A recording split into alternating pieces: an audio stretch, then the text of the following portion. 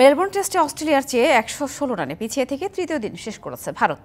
প্রথম ইনিংসে স্বাগতিকদের করা ৪৭৪ রানের জবাবে তৃতীয় দিন শেষে ভারতের সংগ্রহ ৯ উইকেটে ৫৫৮ run.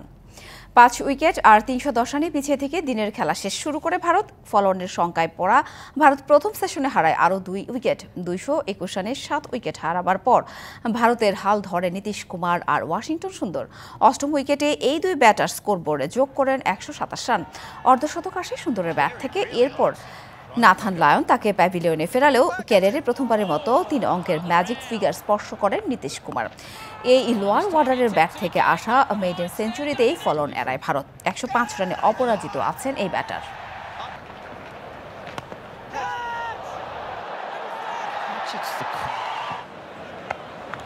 Oh, the edge is taken. There's the wicket.